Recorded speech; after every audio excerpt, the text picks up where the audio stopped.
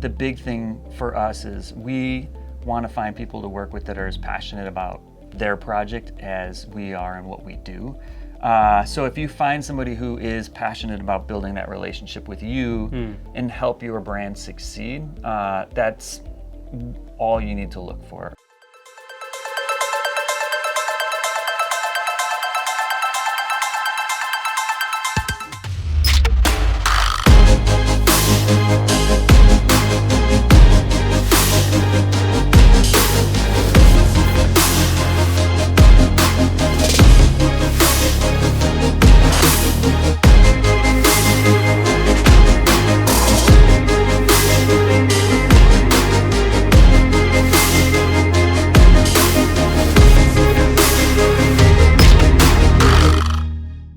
Hey guys, so I'm here with one of our brand design and consulting company who helps, with branding and launching brands. I'm here with Nate. So Nate, why don't you introduce our guest, what do you do, and about your company a little bit? Sure. So my name's Nate Azark. I'm with 12 Line Studio. And our studio really focuses on three things. We do branding, packaging, and illustration, and help guide our clients through the process of building those things out. Super, Nate. So just wanted to pick your brain on some tips for people who are trying to launch their cannabis brands or drinks brand. I can see some beers as well here. Sure. So anything that can help brewers or distillers or winemakers or even the cannabis entrepreneurs. When it comes to the first thing, let's say I want to design, start with the design principle. What are the 3 or 4 questions that should come to their mind, or you would ask them as a client? Sure. So we always start real early on with understanding who they are. So kind of a lot of times we need to understand the company, the values that they stand for. Okay. I think that's super important. Something that people skip over often is not understanding their values and staying true to those over the course of the time. Second is understanding the customer. So you really want to know who the customer is and understand what that what the customer brings to the table. Got it. And then third is your competition, because you want to stand out from the competition as well. And so these aren't necessarily design principles, but it really helps to solidify the brand before you even jump into the design. They are the right business questions, actually, Yes, right? yeah. I think I've the third one hit me well because I've not heard that very frequently, designers asking about the competition, taking that in mind and differentiating your product. So I've got a couple of books that I've used over the years, and I have a home office as well. So there's different elements that I use here and at home, but there's a couple of designers over the years that I've been pretty inspired by. So one is a gentleman named Draplin, Aaron Draplin. And he runs DDC, which is Draplin Design Co. And his style of design really resonates with me. It's very simple design, which can be really difficult to do, but he pulls it off in an amazing way, and he's got a really, really strong personality. And then there's this other James Martin, another designer, kind of similar in style, where if you look at the logos, you get these very bold logos that are well thought out but simple at the same time. So these 2 books are really great if you want to get a sense of some current designers that are making waves in the design space. On the values and what are you standing for, right? Are there any, if you further deep dive into that, are there any further 5 questions you would ask on how they can define their brand? Yeah, I mean, so what I find often in branding is that they try often to be something that they're not. So they don't come through as genuine, and they don't come through as and staying true to their brand. So really what we're trying to find there is just personality, right? We want to understand the personality, because once we jump into the design process, if we have, skulls and crossbones and things like that, and this is a much more laid back, peaceful brand, it's just going to have, it's going to compete, right? In conflict in the design solution compared to who the brand is. Got it. So it's just, I think that those values really help us as designers create something that stays true to who they are. The second phase, right? So you have defined the second point, which you said was the persona, the customer, yep, right? yep. What comes to mind is the age of the customer, maybe the buying habit of the customer. Where are they shopping? Yep. There, any other 4 or 5 things that you think on that helps defining a customer? Yeah, I mean, I think you hit on a few things: is age, gender, location. Those things are very big. And a lot of times we look at social media as well in terms of, there's different ages of people in their use of social media, and we can pull out trends oftentimes from looking at what's happening on TikTok, what's happening on Instagram Reels and things like that. Got it. But the customer is really going to also have specific values that hopefully align with yours, Yep, right? yep. So this is one of those things that you'll see kind of carry through the whole process. It's something for me that's become part of how we approach each person individually. And really with the customer, you want to walk them through that journey of they don't know about your brand. Now they've seen and identified your brand, and you want to walk them all the way through the process to where they are, the brand champion and telling other people about it and getting them out there. True. So what is it that we can do to speak to your customers. customer and get them to walk through that whole customer journey? Got it. And one of the ways you're going to speak main ways is your packaging, which you come up with. Yeah, so it's always fun for us to figure out like a packaging system. And so that you're creating consistency from one SKU to the next. So True. if you design one You can show us some examples. Sure. So there's a few different brands here. Scorched Earth is a local microbrewery, and we created a system that allows the logo and specific elements of the brand to remain consistent across each SKU. And then we do a custom illustration above that because they wanted to have some individuality in each can, have each brand of beer really speak to the customer. And then, it can even go across something as simple as the soap brand that we've done here. And these are, we had 10 different scents and bars of soap that they designed. So we did a custom pour painting, which is taking acrylic paint and creating a painting. We then had that photographed and used that as the background for each soapbox. And so what that did is it created a very simple system that we drop all of the SKUs. Yeah, exactly. So at least there is that consistency in how the paint was designed. I guess. So on the paint side, we had a lot of freedom, and it was actually one of the most fun projects that we've done because we were able to get our hands dirty and really create something that even the client was thrilled with. She got a little concerned that the boxes were going to look so cool and the people were going to take the soaps out and it wasn't going to be the same quality. But I assured her, I'm like, you want to capture your customer right off the bat. So she's in some smaller stores and things like that. Let's have some fun questions here, which I think I'll say a color, and you can say an emotion attached to that color, because I think that can help us. Sure. Let's say blue. Blue. So I get a calming vibe from blue. I often won't use blue in food projects because blue, if you've ever been in a restaurant, you rarely see blue lights because it doesn't make the food look as appealing. You'll see warmer lights, warm things that give the food just a nicer, more vibrant feel to it. But yeah, I definitely get like a calming vibe from blue. Green, for me, I always go to the monetary side of things, but also green to me just feels natural. Feels it has not as energetic of a vibe as red, but it feels like uplifting in a sense.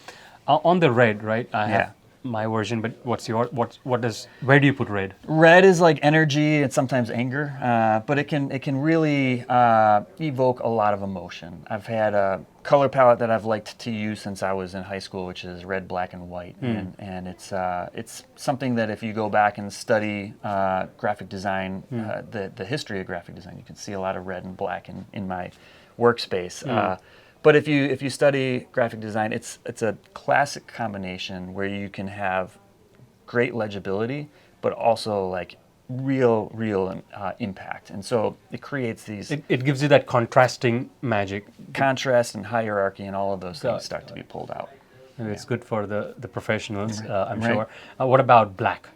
So black, it's everything, in one. And to me, black just creates this contrast that I love.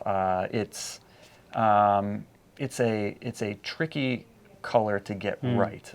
Every printer will print black differently, but like I guess the emotion, it almost has an emptiness to it. But if it's used properly, again, you can have that really nice pop Like a of great contrast. example is the Brooklyn Brewery logo, right? Yes, definitely. So the Brooklyn logo, and there's a poster behind the door there that is really, to me, so it's one of my design idols.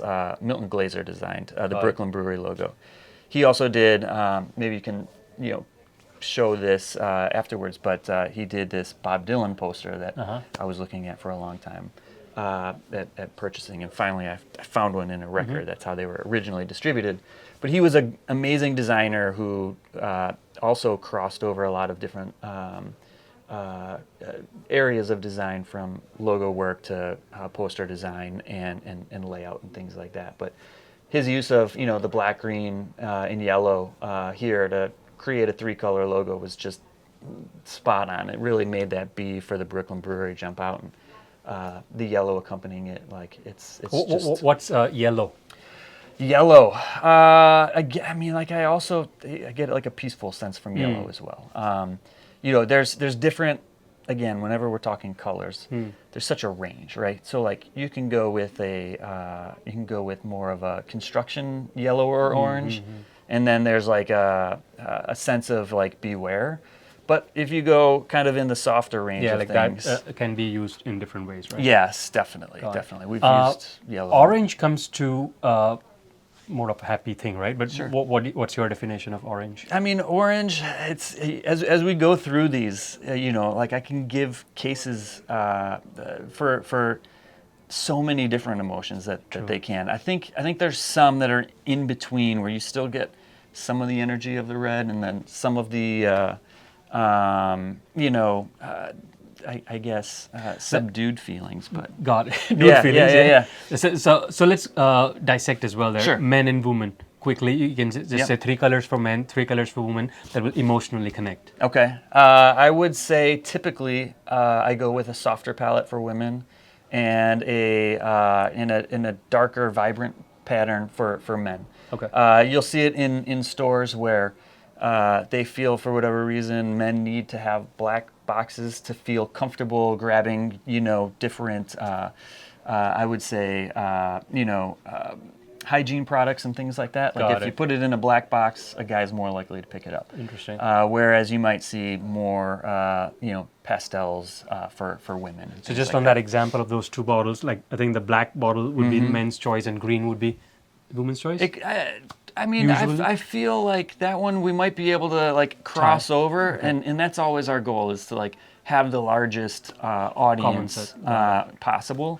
Where if we're creating something, we don't, unless, and again, this kind of goes back to understanding the customer. Unless the customer base is purely women, we might take a different approach. But when we're talking the cannabis space, I think the fastest growing demographic in the cannabis space is women in terms of who's using the product. So we want to make sure that even if we're creating a package that we want men to pick up, it's also something that women would pick up as well. Understood. We just want to create as large of a Fantastic. customer base as possible. When it comes to my process, I have a very interesting approach, and there's some references that I use. I have a couple of books that are just of porcelain marks, and this is kind of like an inside scoop for our design firm. I have another book that's massive, and it has a library of every single porcelain mark that these makers have used over the years. And you can go through and find these, very simple but neat lockups that have been used over the years. And I'll oftentimes go in here and use these for inspiration to figure out how to kick off a project. Some other, we've done a lot of poster design work. So I have a number of indie poster books and things like that. It's very important for a Chicago designer to have a book that's never put ketchup on a hot dog. I think that's a really important lesson. And then, the space itself, I always like working in a really bright environment. It helps me spur creativity, and my desk is usually not this clean, but I knew you guys were coming today, so I wanted to, get it a little bit more organized for everybody. When it comes to memory, Yeah. right, which color you remember, what are those couple which are really good in striking again? That's a great question. To me, I feel like red, even though it has that energy, like for me, like I remember seeing red a lot. Maybe seeing red is not necessarily, You know what I was thinking? I think, sorry to interrupt. No, you're when good. you say red, Netflix comes to mind, for Sure, example, right? sure. Coca-Cola comes Yep, to mind. yep. But when you say purple, I don't know what comes to mind quickly. Right. You know? I get a little bit more in like the healthcare range when you say blues and purples, right? I feel like those are very, more corporate colors. But I agree with you. I think, blue has always been something where I feel a lot of healthcare has gone, or a lot of corporate. And that also you think comes back to the memory? I do. Okay. But like you said, like if I were to say, like, can you think of yellow brands? Maybe CAT, which is like heavy machinery or something along those lines. It would be interesting to go through the color wheel and But let's say see. let's say Sure. one client comes to you Yeah. and says, I just want people to remember the color of my brand. Sure. What would that color be? That's a great question. I think that to not get lost in the crowd, I would probably go with something that's more in like a teal range, or something that is possibly, So where I'm going with your answer, I think yeah. is it you will rather go with the differentiation and make up a color? Is that where you are going? I often will kind of avoid what is traditionally done and pull in some color. So I would Because of the print and yes, and practicality? I think that there's so many brands that are out there, and we're at an age where it is the easiest it's ever been for somebody to start their own business from a range of for a range of reasons. Cool. That falling into some of those traditional colors, you can kind of get lost. But that's always our goal, and again why we go and talk about competition and do that competition audit, is to make sure that whatever we're creating is not going to get lost on the shelf right next to your Main competitors. Yeah. Any closing remarks for brands, entrepreneurs trying to start with their packaging design? Yeah, I think that there is such a wide range of directions to go. That you really, like, at the end of the day, need to find somebody that you're comfortable with and that you relate to. And I think the big thing for us is we want to find people to work with that are as passionate about their project as we are and what we do. So if you find somebody who is passionate about building that relationship with you and help your brand succeed, that's all you need to look for, in my opinion. An agency partner. Yeah, in an agency or a freelancer or somebody who's just, getting started.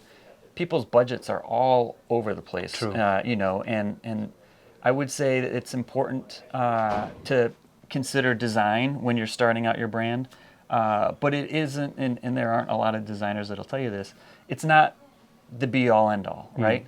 If you have the ability to invest in your branding, I always think it can't hurt.